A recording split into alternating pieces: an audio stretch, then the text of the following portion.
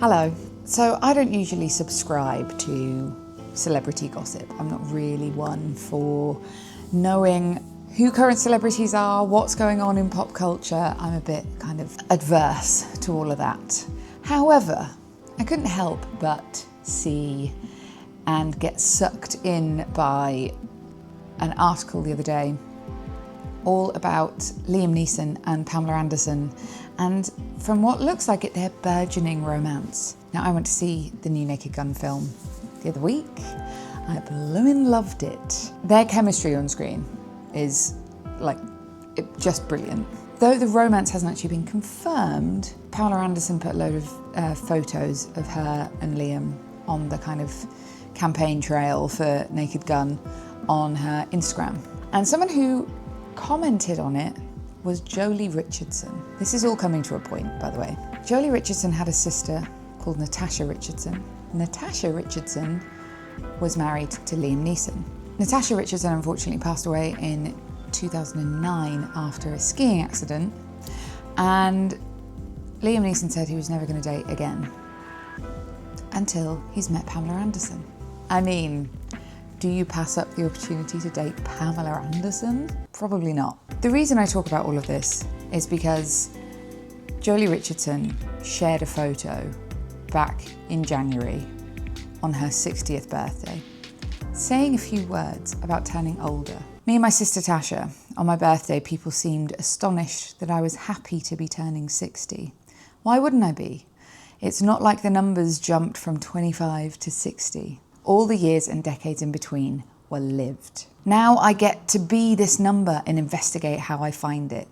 60 is the new 40, people say. I say, why does it need to be? I did that one 2 decades ago. Age is just a number, is commonly said, but it's not. It's a badge saying, I made it to this station on the road. So many didn't, so it's a blessing.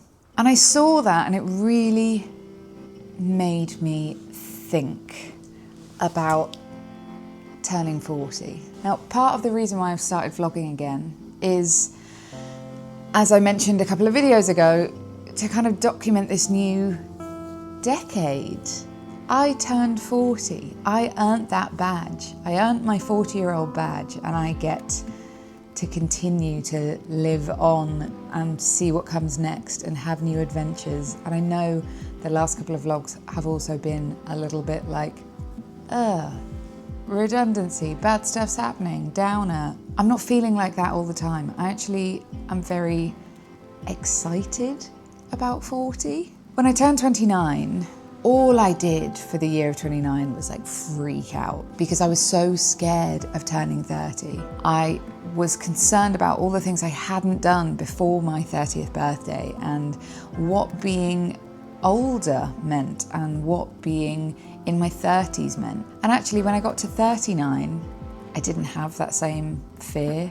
I wasn't scared about what 40 was going to be or what 40 was going to bring. One, because I was so proud of everything that I've done in my 30s. I've had the best time of my life in my 30s. I really settled into my London life. I travelled so much more. I travelled for work. I advanced my career. I tried freelancing. I got myself into better shape. I dated way more, put myself back out onto the dating scene. I started new hobbies like comedy and Dungeons and Dragons and made new friends and have just had the most amazing decade. That I'm kind of like, that quote of Joely Richardson's resonated because it's like, I got to do all that and I get to keep going and I get to figure out what comes next and I'm excited for it. It would be easy to look at where I am in my life in comparison to other people who are 40 and think that something's gone wrong.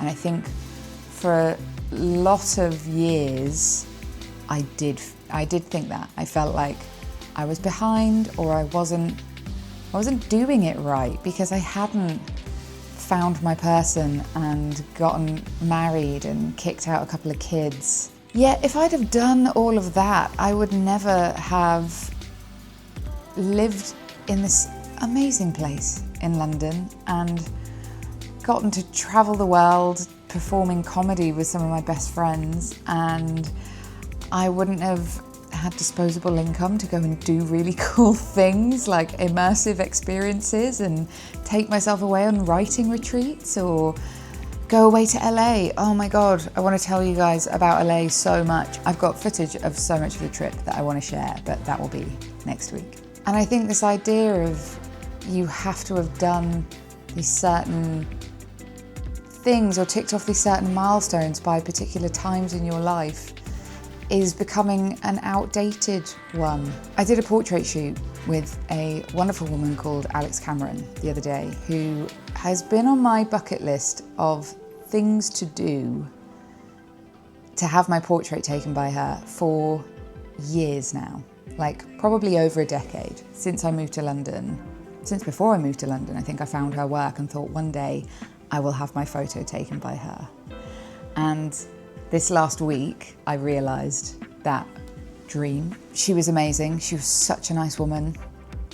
And I'm so pleased I get to have my portrait immortalised at 40 with her when I feel good. I feel like I'm in a good place, even though there is a lot of transition going on in my life at the moment. I do generally feel positive that good things are coming out of all of this. So it was really nice to kind of put a button on this was me at 40.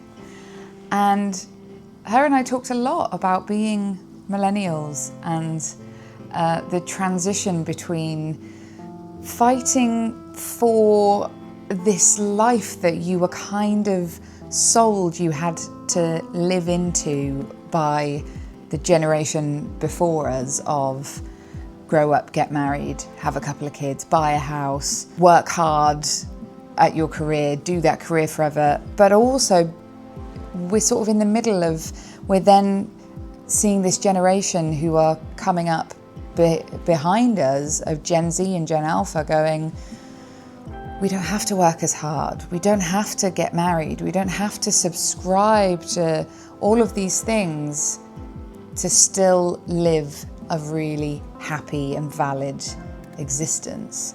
And I think as millennials, we're kind of stuck in the middle of these two worlds. I know personally, I want so badly to conform more to the freedom of we can live our lives however we want to live our lives, and that's absolutely fine. But there is still a certain burden that comes with the you should have found someone and gotten married and had children by now. Legacy. And her and I were having some really interesting conversations about that. And I think it's such an outdated idea. You have to have done these things by this time. 40 doesn't feel old either. My body is starting to feel a little older, don't get me wrong, but 40 still feels like there's so much time ahead. Except for what I will say is nobody tells you you're going to be picking the same 3 hairs out of your chin for the rest of forever now. If I live till 80, I've got another 40 years of just picking those hairs out of my chin that have just started to appear. So that's really fun, isn't it? I think that's it for this one. Take care, and I'll see you in the next one. Yeah, I think that's it.